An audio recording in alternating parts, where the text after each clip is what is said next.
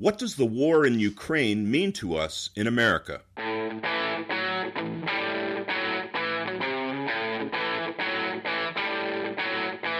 Welcome to The Hub for Important Ideas. I'm Steve James. And I'm Ken Swain. In this episode, we discuss the war in Ukraine, its implications, and the most difficult aspects for us Americans and the rest of the world. We're calling this our Kitchen Table series. It's the way we used to talk with each other when we were just hanging out at my kitchen table before the pandemic and before our first podcast. And nobody cares. No, probably not. But the point is that these are our opinions, unless we're referencing what someone else has already said. Our humble opinions. Our humble opinions, thank you. We know this war has been covered and discussed, even, 7 ways to Sunday, 24/7, but it's on our minds, and we feel compelled, at least I do, to talk about it a bit. I'm with you. Great. Let's talk about the war. Okay.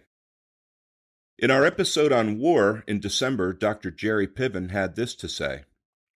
War can be a fantasy because whatever the reality and the facts may be, we still imbue them with fantasy. We interpret these events, whatever the reality of the events, we interpret them in fantastical ways. We can distort them in ways that fulfill our own fantasies born of terror and desire, even though they may not be a threat to American soil, and even though they might be committing various kinds of real human rights violations and doing some despicable things. The reality of those things, as I said, is always going to be different from the way we imagine and fantasize people as some sort of cosmic evil enemy. And that's part of the problem, is the space between the reality of things and the fantasy. It's a fantasy. I just feel like everybody is looking at it from a very traditional point of view, which of course you can't help. They're saying this is a foreign war. It's not us. We're not going to commit troops. We're going to have sanctions. People are speculating, is Vladimir Putin totally sane, which is a question. Definitely a factor. And the Ukrainian people are courageous in their resistance. We saw this terrific documentary. It's a documentary about the Ukrainian resistance to their own government, their own police. And the Ukrainian people just fought back and fought and fought. And you go, oh, the Russians have no idea what these people are capable of. Yeah. If they would do this with their own police, their own government, and they toppled the government and they put a new government in place, they won. That's how ferociously they fight in their own. Imagine how they're going to be against external invaders. So this war, some people have said it could go 10 years. Oh, man. Because look at what happened when Russia invaded Afghanistan, and look what happened when we invaded Afghanistan. We were in Afghanistan 20 years. Yeah. And, I mean, they're pretty tough people, too. Right? Yep. But I don't know that the Ukrainians, even if they lose, even if the Russians take Kiev, or Kyiv, as some people call it, are they going to then just go into the hills and continue to fight and fight and fight? Oh, no. And the Russians, maybe it's only a handful of people, maybe it's Putin and his immediate cabinet or supporters, but are they prepared for a long, protracted war, one in which their economy is taking a huge beating? I wrote an article, a blog once, Standing Your Ground in the Nuclear Age. It sounds like a tongue-in-cheek. Stand your ground is an American trope. I know what it means. Yeah, and it's very human. It's very non-nuclear. You can't stand your ground in the nuclear age without risking the whole world. And that's where we are right now. I've seen footage of bombs. Even buildings can't stand their ground. No. Cement structures. No. They just melt. And we're flirting with this disaster. We're flirting with nuclear war. We're risking destroying the damn planet. Yeah. Even a minor nuclear exchange could kill 1 billion people. We're talking about Russia, Europe, and the U.S. poised with these missiles pointed at each other, and the Russians have gone to high alert. which means that any idiot could hit the button and wipe out And here we whole go. cities. Yeah. Now, at the same time, the Chinese are sitting there going, well, let's see how this plays out, because they want Taiwan as much as the Russians want Ukraine. But the Taiwanese are armed to the teeth with American-made military, but you can't possibly fight a war with China. No. That's insane. 1.5 billion people. They must have an army like the size of, the population of Texas. Yeah. They have nukes. No, they don't have as many conventional weapons. They don't have as many, for example, they don't have as many aircraft carriers. They don't have as many nuclear submarines and all of that. Right. But you can't. They got plenty of drones on that. You can't. I'm sure, yeah, probably they make them. They make all the drones For us. So they're sitting there saying, well, let's see how this plays out, folks. Because if we're engaged in this quagmire of potential war over Ukraine, it's pretty obvious no one in NATO, no one in the U.S. is going to send troops to fight in Ukraine. We'll send in supplies, we'll send in munitions, but we're not going to send in people. We have a couple of, this doesn't get talked about much, but I know We have bases. we have advisors. Advisors. So the Chinese are thinking, well, while nobody's looking, we'll just take Taiwan. And nobody's going to do anything. No one is going to do a thing about that. The Japanese are not going to, the South Koreans, Philippines, Australians, nobody in that sphere is going to mess with the Chinese. And the Chinese know this. Yes. But they don't want to upset the world order. They don't want to disturb their money making. They're making money hand over fist. Right. So we owe them like $2 trillion. But again, we're flirting with the very real possibility of a nuclear exchange, and Russia and China are being pushed into a very unholy alliance, which includes North Korea and Iran and a couple of other bad actors, for want of a better term. Yeah. And the UN is powerless. Yeah, they have resolutions and, so what? Everybody goes, great. Right. Right. And let's face it, the only thing that anybody respects is force, is violence, the threat of violence. Yep. Yeah, sanctions do stuff, yes, Yep. of course. But no, not like standing up and taking a bullet. Right. Right now, you've got, depending on who you listen to, but right now you've got, let's say, 5,000 people have died. That ain't nothing. No.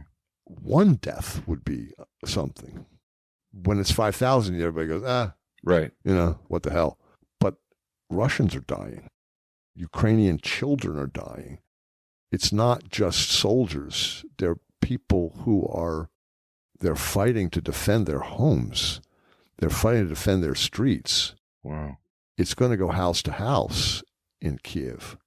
Looking at the Ukrainians, unless the Ukrainians somehow come to some agreement, but it doesn't look like they're coming to any kind of agreement. The only thing they've agreed on is passages for refugees peacefully to exit the country, and 1 million refugees have already left Ukraine. That alone could undo the European Union.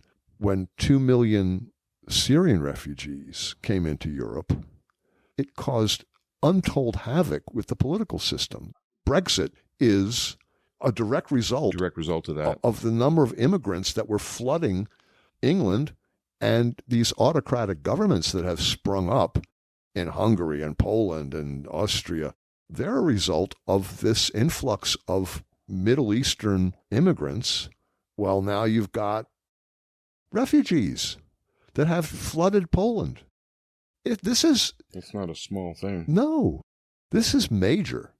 This could undo the Western alliance as people go, I care, but I don't care enough to have this Ukrainian immigrant take my job. Right. I feel for them, but hell, if they're flooding here and living in a camp is going to destroy our way of life.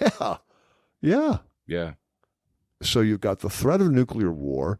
You've got the threat of the wheels coming off the Western world as we cope with this threat.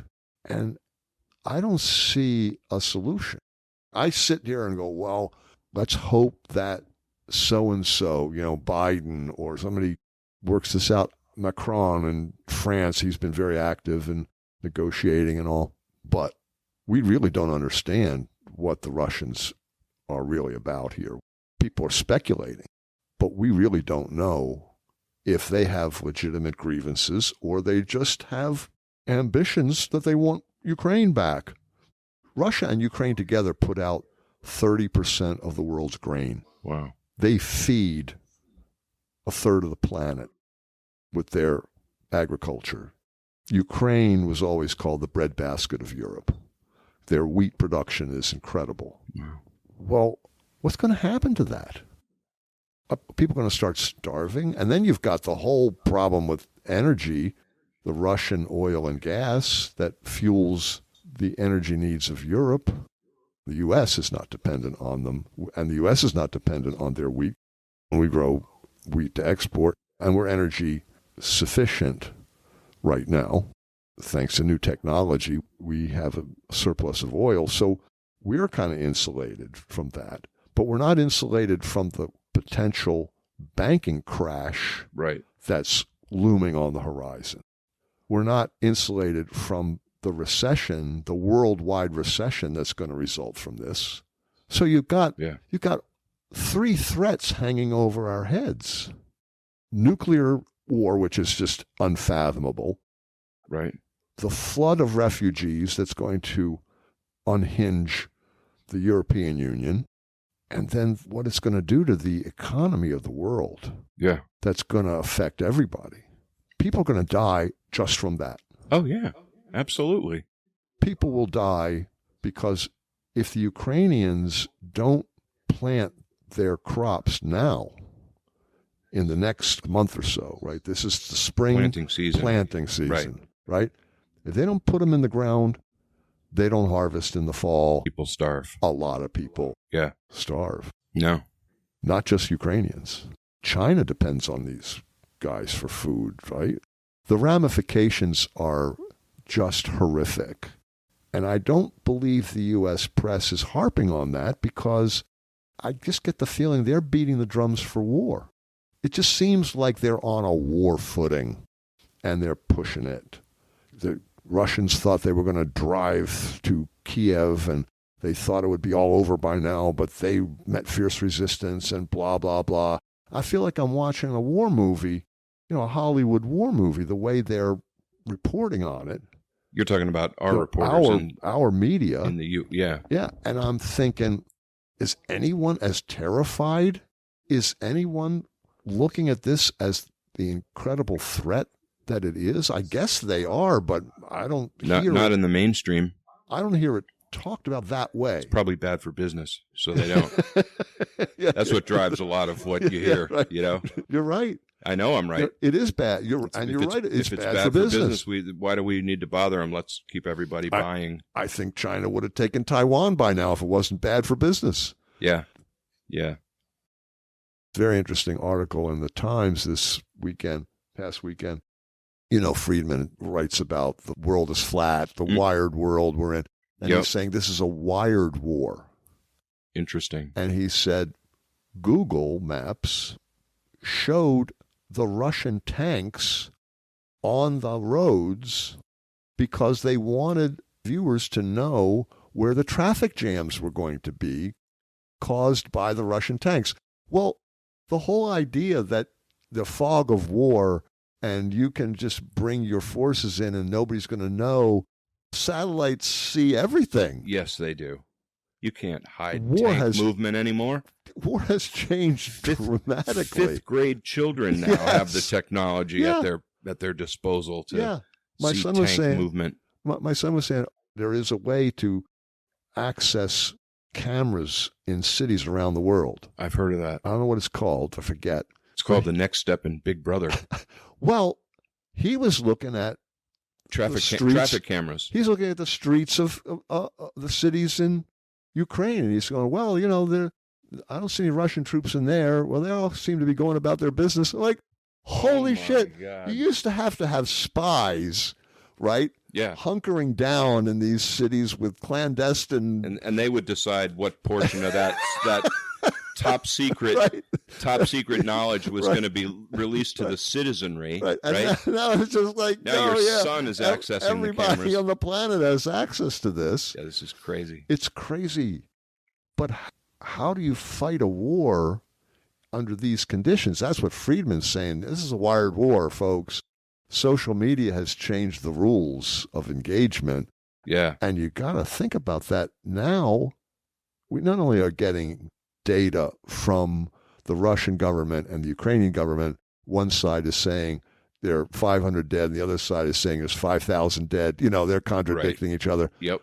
But you've got video of people dying Right. that you can watch every single day. Yeah. Every hour you can go and watch what's going on in the battles. It's magnitudes ahead of what we saw in the Vietnam War. Vietnam was... That was heavily edited for us. Yeah, and there was a built-in delay, because even if it was shot and uploaded to a satellite and downloaded from a satellite and then was taken and edited and put on the air, it took a little while. There was a delay in there. This is instantaneous. Yes.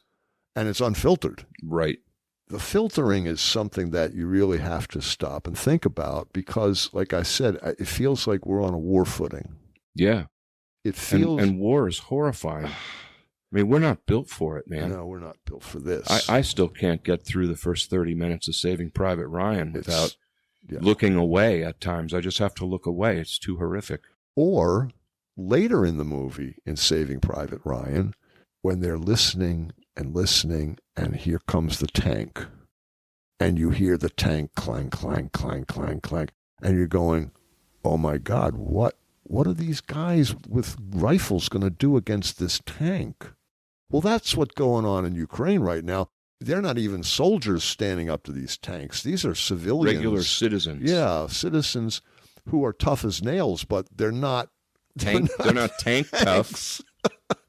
But I don't mean to laugh, but it's just the absurdity of this can't be lost on the people involved. And I just keep thinking, this is madness beyond anything we've experienced before we thought of war a certain way. Yes.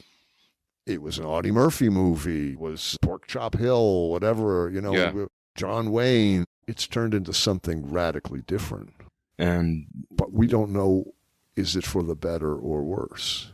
Well, that's one observation I like to make about these things, is that illusory nature of our hero system requires that we give everything a yes vote until otherwise instructed.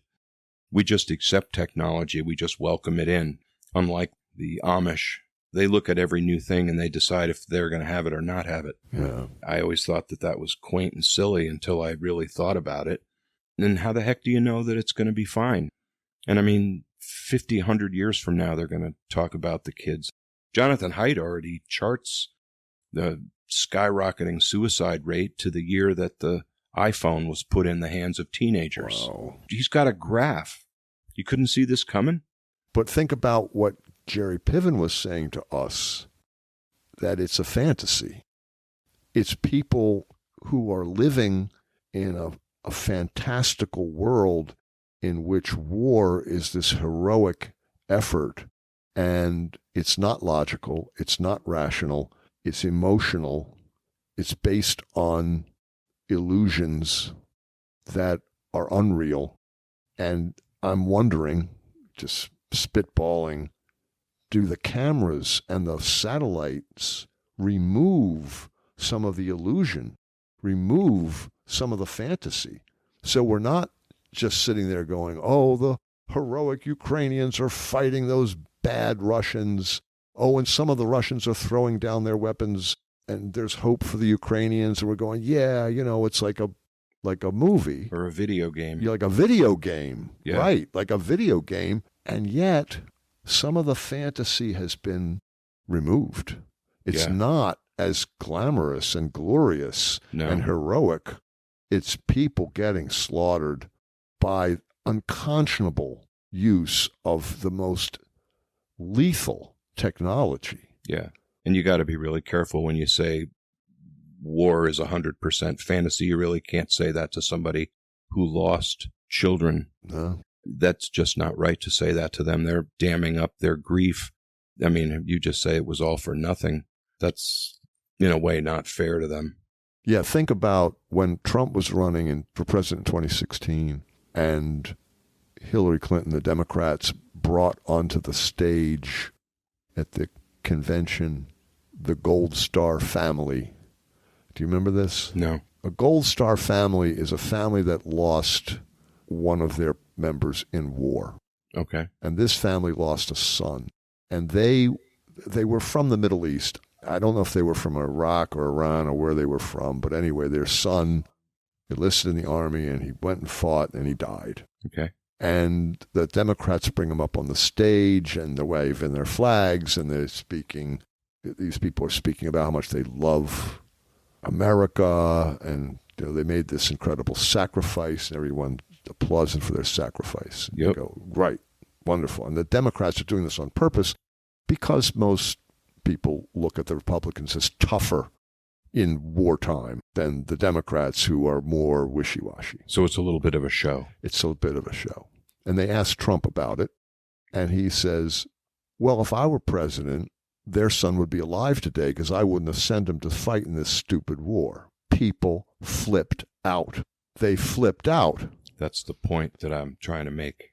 Same. You got to be careful Right. what you say to people where somebody died. He said a similar thing about John McCain when people said, well, John McCain's a war hero. And McCain was opposed to Trump.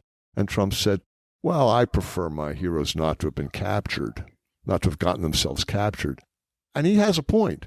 Most people don't pay attention to the fact that John McCain screwed up and got himself captured by the Vietnamese. Well, we overlooked that. We don't want to because of go what he into went that. through. Right. We don't want to go We into don't that. want to go into that. No. But young John McCain was a screw-up. He crashed at least 2 planes in his career before going to Vietnam. But that's neither here nor there. The point is that Trump was saying exactly what I was thinking, as he often did when he would say things that people in the heartland were thinking. He was saying the unconventional thing. Why did we send this bright young man to die? For what? And here we are 20 years after the invasion of Afghanistan. We look back and say, what did we do this for? What do we get out of this? So then what are the Russians getting out of this? Well, I guess what they want is a puppet government like the one in Belarus. Okay, understood. They don't want a Ukraine that is oriented to Europe, which is what the Ukrainian people want. They don't want to be oriented to Russia because Russia has done horrible things to them. Yeah. Stalin starved 4 million of them to death. Yeah. They remember that. I mean, they have You relatives think? who died at the hands of the Russian communists back in the 30s. And There's got to be no worse way to go than Horrible. starvation. Yeah. How much do you want to drag that out? They sent the Russian troops around to confiscate their food. I know. And pile them up in carts and haul it away, and people stood there and starved. Yeah. So they're remembering this, saying, no, we want to be a European country. There's We your want to great- be a free country. We want to be a Right. democracy. Free, Okay, not communist. they're corrupt.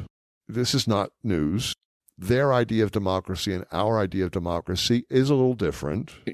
We're semi-democratic, semi-presidential. I don't know what, they have some term for it. It's different, but it's not the autocratic government that Putin is. Yep. So there's an ideological conflict there, and ideologically, we're on the side of the Ukrainians. Some of the Republicans were siding with Putin and the Russians there for a while. I think that's because Donald liked him. Yeah, but I think they have realized that's a mistake. Most Americans reject that. Good. But I just keep coming back to what Jerry was saying about the fantasy of war. It's a very seductive fantasy. Sure it It's is. a very seductive set of heroic fantasies. And plus, it's a conflict that potentially has a winner and a loser, and we want to be the winners. That's right. We want to be on the winning side. And we want the reinforcement that winning will bring to us. We want the reinforcement of our righteousness. We're right. We're not always right. Sometimes we make mistakes. We're human, blah, blah, blah. But in this case, oh no.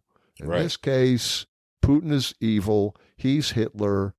Biden is FDR. We're standing up for those wonderful Ukrainian people. And I just... Everybody loves that, don't they? Oh, my God. I mean, it was no accident. So predictable. There's no accident that documentary was on TV. No, that documentary is like 7 years old. Yeah, they dusted it off. All of a sudden, it's going to win an award. It got overlooked. All of a sudden. It got overlooked. All of a sudden, it's highly relevant. I couldn't take my eyes off of the thing. It was so gripping, and moving. It was so moving. Well, I'm going to have to watch it. You got to watch it. I forget the name of it. You'll help me out. But we as a culture, we as a society, we want to be part of this conflict. Yeah. It's like a football game. We want to root for the team that's going to win. We want to root for the champions. It's very, very complicated emotionally. Yeah. Intellectually, we're talking about history, and we're talking about economics, and we're talking about warfare, and we're talking about all the stuff that we always talk about, politics, right? They don't talk about the social psychological part of this. No, they don't. They don't talk about what's going on underneath, what's jerking our chains. Yeah. I'm resisting it. I'm trying not to be sucked into it. It's very seductive. It is. You're being seduced by this amazingly beautiful fantasy in which the good guys are going to fight the bad guys. And yeah, they might be down in Act 1, but in Act 2, they're going to pull even. And then in Act 3, they're going to come back and they're going to win. That's right. And they're going to be there at the finish line with their heads held high and with their yellow and blue flags flying. And the Russians are going to slink back to their bases in Russia with their tails between their legs, and we're all going to be cheering. Talk about a fantasy. They were liable to be at war for 10 years. We may not even see the end of it. And if some idiot pushes the freaking button, what then? What then? They're fighting in Chernobyl, right? You heard about this? You know, to keep I'm obviously more engaged. Completely. That's not a surprise. Right, not a surprise. They're fighting in Chernobyl. Chernobyl had that incredible meltdown how many years ago? I don't know. In the 90s. Yeah. And they still have tons of spent fuel rods hanging around. Stuff that hasn't been cleaned up properly. It's just sitting there. They've got active nuclear reactors. Yep. And they're fighting. Right. They're having gun battles. Around all the equipment. And any sergeant could blow up something that would cause nuclear... a chain reaction. Or just nuclear pollution. Right. Of half of Europe. I'm sorry to laugh. You're sorry to laugh. I'm sorry to laugh. I know. But the insanity of it. Yeah. How could the Russians, how could anybody be that stupid to fight with 20th century weaponry in a skirmish that could literally make half of Europe uninhabitable for decades? Yeah. This is insanity.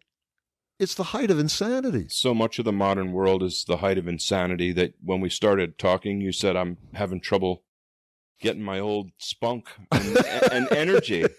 And I'm thinking that we're accustomed to much less insanity. And much less stress that's just there. It's minute to minute. You just see this all crumbling.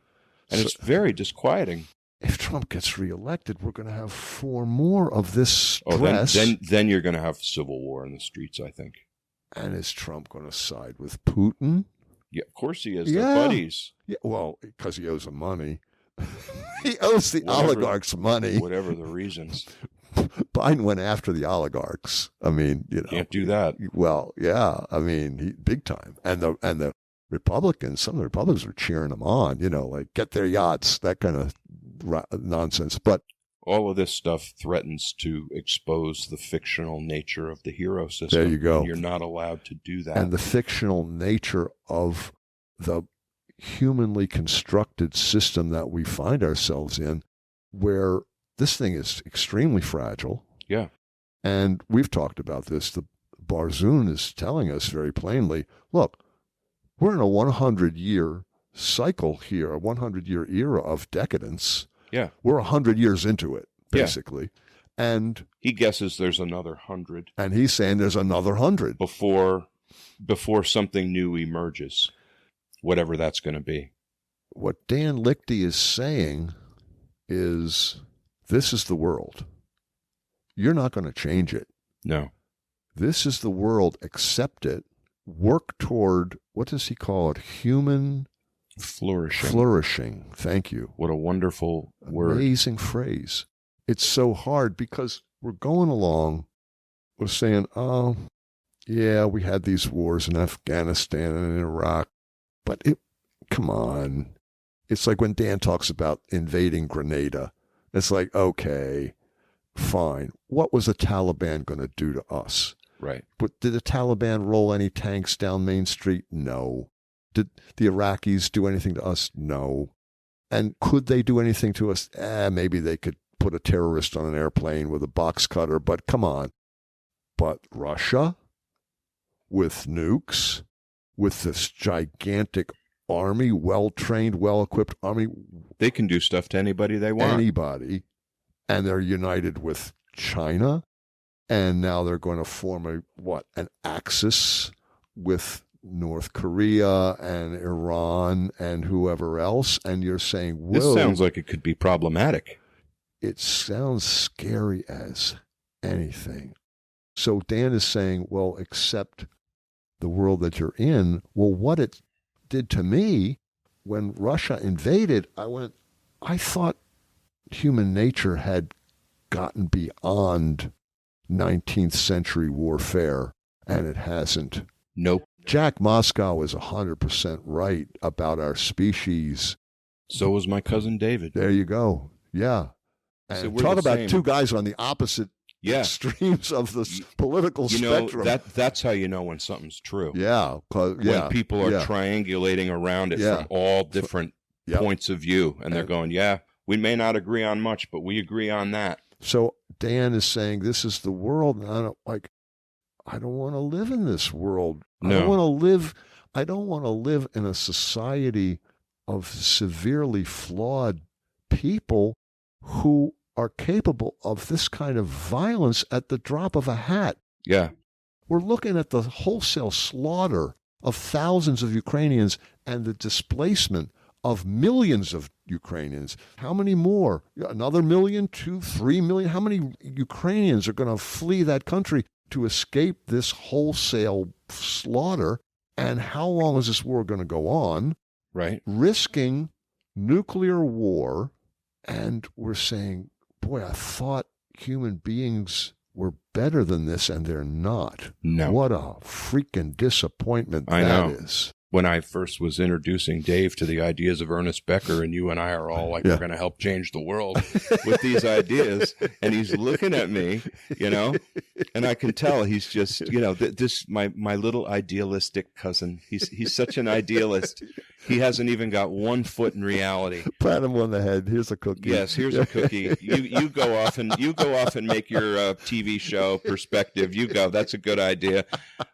And that's why he was always behind democracy and capitalism, because he said it takes the best account of mankind as he is. Yeah, and that's what you're railing against. That's what I was railing against. I mean, can we still be this stupid? Answer: absolutely. Yeah. Absolutely. We learn nothing. We're still this creature filled with lies and fantasies and And fear. illusions and fears Yep. and dread Yep. that we're fighting against to overcome, and we're willing to slaughter thousands of people just to keep from thinking about our own demise. And Dan is saying, this is the world, accept the world you're in. That's and we where have we no are. choice. No. Because he's saying, look, you can't change it. Barzun is saying you can't change it. No, he's saying you got to welcome it. You've got to welcome it. You've got to live with it. You got to live with it. I can't get my head around that. I know. I just can't. I can't. And when you're thinking the thoughts you're thinking, you are almost in the category of a religious person. You're literally trying to see a better fantasy, if you want to call it that, where people can get along. And Becker, in the end of Escape from Evil, he says, if I wanted to give in to the worst scientific fantasy that I could imagine, and in other words, he's apologizing in advance because I know this isn't going to happen. He says it would be to have scientists from all over the planet working together under an agreed science of human unhappiness, something like that. Human unhappiness, unfreedom, whatever it was. Freaking scientists can't even decide whether you should wear a mask or not. What are you talking about? I know. Ernest? I know. Yes, there's nothing that can be done except we can say, look, fantasies like stand your ground, like military heroism, like Audie Murphy heroism in the nuclear age is crazy. You can't entertain those fantasies that marched young boys off to war in 1918. You can't do that today the way you could then. No. Because those fantasies could literally blow up the planet. Yeah. Or at least kill several billion people, ruin the economy for an entire generation or two, cause untold mayhem. But we've got to recognize that fact. Instead of beating the drums of war, shouldn't the press be saying, folks, let's dial this back? Yeah. Wouldn't you think? Do everything you can. And Biden is up there in the State of the Union, and we impose these sanctions, and we're going to stop them. And everybody's cheering, yeah, go Joe. Republicans, Democrats, everybody cheering, yeah, we impose these sanctions. And then you see news reports, Putin livid over the sanctions. You don't want a man with nukes to be livid. You want him to be calm. You want him to be okay. You want him to sit back and say, maybe we don't need to gobble up Ukraine today. Maybe we can work something out here. Maybe we don't need to launch the nukes. Maybe we can just make a deal and say, okay, we won't let Ukraine join NATO. They'll be neutral.